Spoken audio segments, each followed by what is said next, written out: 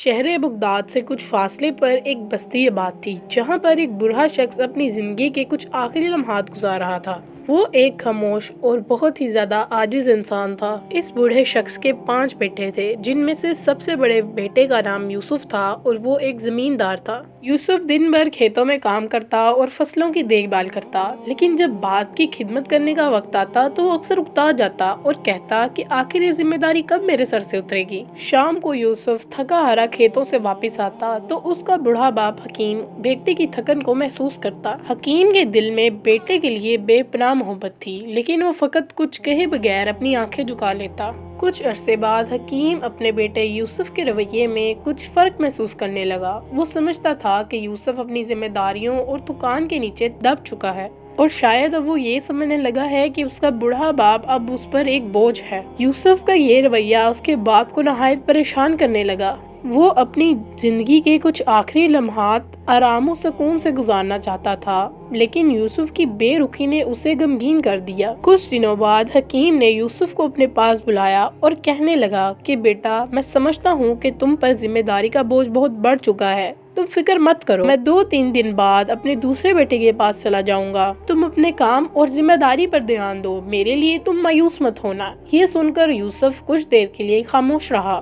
اس کے دل میں ندامت کی ایک ہلکی سی لہر اٹھی، لیکن اس کے لبوں پر روکنے کے بارے میں کوئی الفاظ نہ آئے۔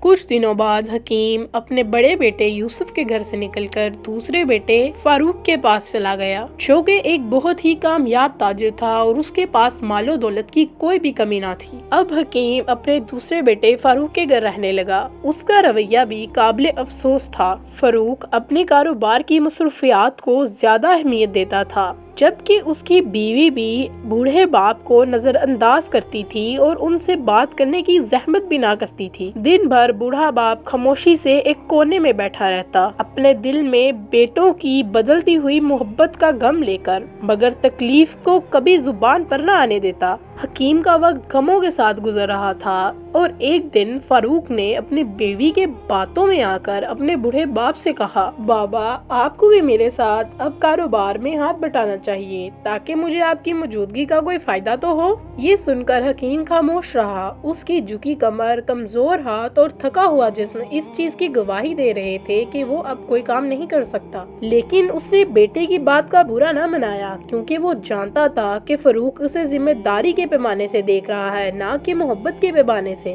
ساری رات بوڑھے باپ کی کھانسی اور درد بڑی فریاد سے تنگ آ کر ایک دن اس کی بیوی نے کہا، یہ بوڑھا ہمیں مزید پریشان کر رہا ہے، اس کے اور بھی تو بچے ہیں، یہ ان کے پاس جا کر کیوں نہیں رہتا؟ یہ غم ظرف الفاظ سن کر حکیم کی عزت نفس پر ایک اور بڑا زخم لگ گیا۔ اس کے بیٹے نے محبت کے بجائے ایک معقول حل بتایا۔ اس بات پر نہایت غمگین ہو کر بوڑھا باپ فاروق کے گھر سے نکل کر عثمان کے گھر چلا گیا۔ عثمان ایک محنتی کسان تھا، وہ اپنی زمینوں پر کام کرتا تھا۔ اس نے والد کا احترام کیا، مگر اس کے پاس بھی زیادہ وقت نہ تھا۔ وہ دن بھر کھیتوں میں کام کرتا اور شام کو گھر آ کر اپنا کچھ وقت اپنے بیوی اور بچوں کے ساتھ گزارتا۔ بوڑھے والد کی بیماری اور دل کی گہری اداسی پر اس کا کبھی دھیان نہ گیا۔ عثمان جب دن میں کام پر جاتا تھا تو اس کی بیوی بچوں کو بوڑھے باپ کے پاس بٹھا کر ان کے ساتھ کھیلنے کا کہتی۔ بوڑھا باپ جو بیماریوں کو جھیل رہا تھا، وہ اس منظر کو دیکھ کر نہایت غمگین ہو جاتا۔ یہاں پر رہ کر بوڑھے باپ کی حالت مزید بگڑنے لگی۔ اس نے یہاں سے نکل کر اپنے چوتھے بیٹے احمد کے پاس جانے کا فیصلہ کیا۔ احمد، جو کہ ایک لالچی اور احسان فراموش انسان تھا، اس نے اپنے والد کو بہت عزت دی اور ان سے کہنے لگا کہ آپ کو یہاں رہنے میں کوئی تکلیف نہیں ہوگی۔ وہ اس لیے نہیں کہ وہ اپنے باپ کی عزت کرتا تھا، بلکہ صرف مال و دولت کے لیے۔ لیکن جب کچھ عرصے میں احمد کو اس بات کا احساس ہوا کہ اس کے بوڑھے باپ کے پاس کوئی مال و دولت نہیں، تو اس نے بھی اسے نظر انداز کرنا شروع کر دیا۔ اس کی بیوی حکیم کو بہت سمجھ کر اس کا خیال رکھنے کے بجائے اسے بہت زیادہ تکلیف دیتی اور شکایت کرتے ہوئے کہتی کہ یہ مجھے اپنے کاموں میں رکاوٹ نظر آتا ہے۔ آخر اس بیوی کا بھی کیا قصور کہ جب حکیم کے اپنے بچے بھی اس سے چھوڑ چکے چکے تھے۔ کام میں مگن احمد بھی اپنی والد پر بالکل بھی توجہ نہ دیتا۔ اس دوران بوڑھے باپ کی صحت اور جسمانی حالت اور بھی زیادہ بگڑنے لگی۔ ایک دن تنگ آ کر احمد نے جواب دے دیا، ابا جان آپ یہاں نہیں رہ سکتے، میرے پاس اتنا وقت نہیں کہ میں اپنے کام کے ساتھ آپ کو بھی دیکھوں، آپ کو یہاں سے کہیں اور جانا ہوگا۔ ان بے درد الفاظوں کو سننے کے بعد بھی بوڑھا باپ دل برداشتہ ہو کر عبداللہ کے گھر چلا گیا۔ عبداللہ ان کا سب سے چھوٹا اور کم عمر بیٹا تھا۔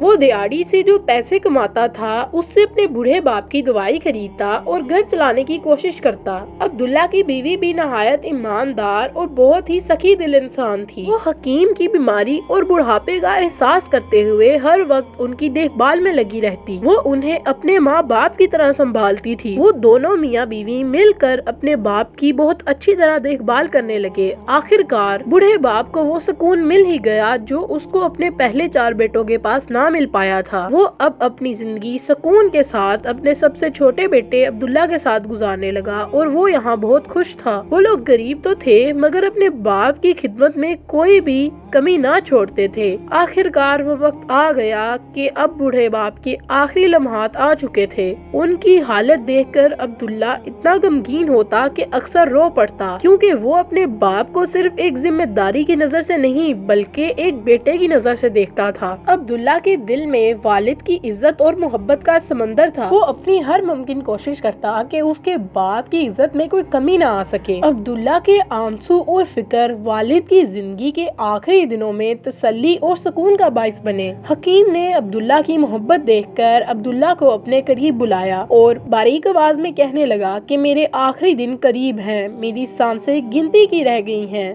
لیکن میں تم سے بہت خوش ہوں۔ اللہ تمہیں خوش اور آباد رکھے۔ جس طرح تم نے میری خدمت کی ہے اور دل جیتا ہے، میں تم سے نہایت خوش ہوں۔ عبداللہ یہ سن کر غمگین لہجے میں کہنے لگا، بابا اللہ نہ کرے کہ آپ ہمیں چھوڑ کر جائیں، ہم آپ کے بغیر کیسے زندگی گزاریں گے۔ حکیم مسکرا کر کہنے لگا کہ یہ تو حق کا راستہ ہے، دنیا کی ہر شے کو فنا ہو کر رہنا ہے، مجھے بھی اپنے اللہ کے پاس جانا ہوگا۔ عبداللہ غمگین آواز میں کہنے لگا، بابا کیا آپ مجھ سے خوش ہیں؟ میں آپ کی وہ خدمت نہ کر سکا جس کے آپ حقدار تھے۔ میری بیوی بھی کم عقل ہے، لیکن کوئی گلہ شکوہ ہے تو ہمیں ضرور بتائیں اور اپنے غم کو ہلکا کر لیں۔ حکیم یہ سن کر گہری سانس لے کر عبداللہ سے کہنے لگا کہ بیٹا ایک آخری بات ہے جو میں تم سے کہنا چاہتا ہوں، اور عبداللہ یہ بات ایک بہت بڑی امانت ہے۔ میں نے اپنی زندگی میں تم 5 بیٹوں کا امتحان لیا ہے اور اس آزمائش میں صرف تم ہی کامیاب ہوئے ہو۔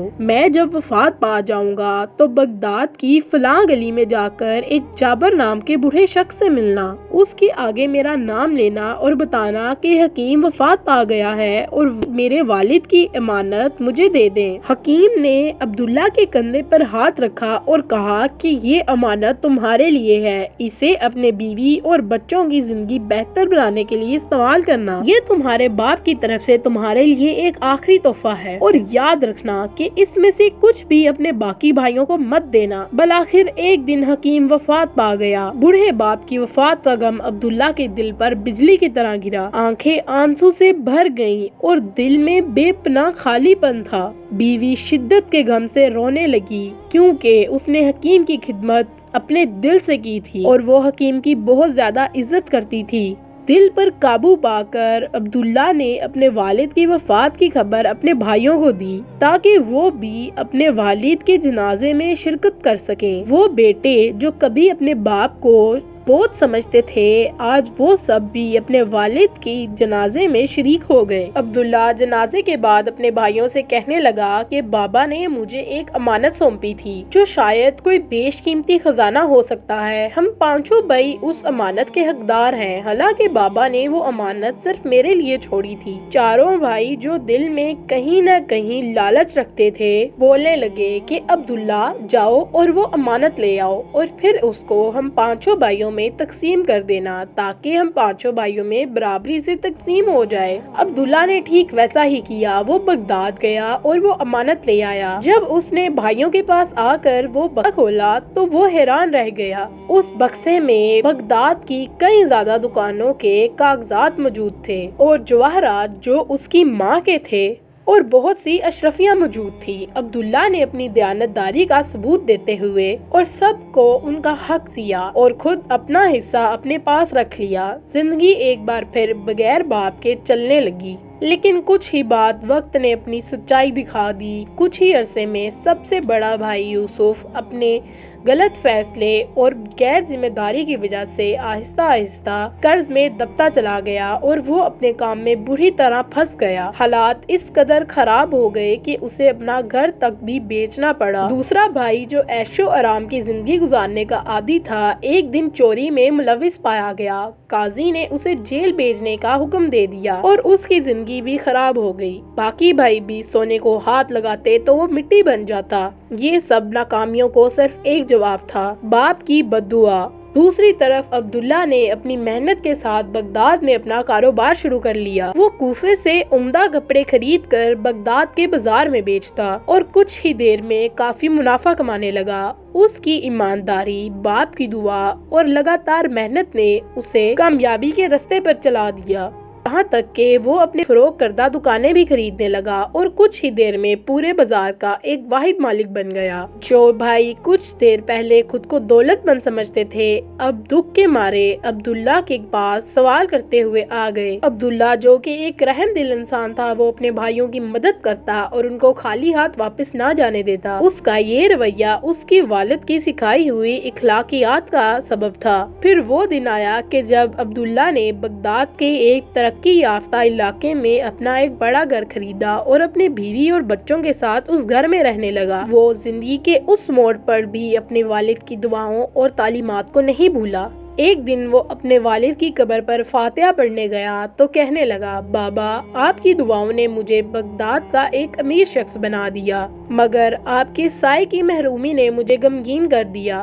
اس کہانی سے ہمیں 3 اسباق ملتے ہیں۔ نمبر 1 کہ والدین کو اپنے اولاد کی پرورش اچھی طرح کرنی چاہیے تاکہ وہ مستقبل میں نہ صرف ان کا سہارا بن سکیں بلکہ اپنی زندگی میں آنے والی ہر مشکل کا سامنا صبر کے ساتھ کر سکیں۔ نمبر 2 کبھی بھی ایک بیٹے کے طور پر اپنے باپ کو بوجھ نہ سمجھیں، کیونکہ وقت ہمیشہ چلتا رہتا ہے۔ کل آپ نے بھی اسی جگہ پر رہنا ہے جہاں آپ کے والدین آپ سے محبت اور توجہ کی امید رکھتے تھے۔ نمبر 3 والد کی عزت اور احترام سے آپ کو مستقبل میں بہت فائدہ ہوتا ہے۔ آپ کو چاہیے کہ ہمیشہ اپنے والدین کی عزت کریں اور ان سے دعائیں لینے کی کوشش کریں تاکہ آپ بھی مستقبل میں ترقی کر سکیں اور ایک خوشحال زندگی گزار سکیں۔ امید ہے کہ آپ نے اس کہانی سے بہت زیادہ اسباق حاصل کیے ہوں گے۔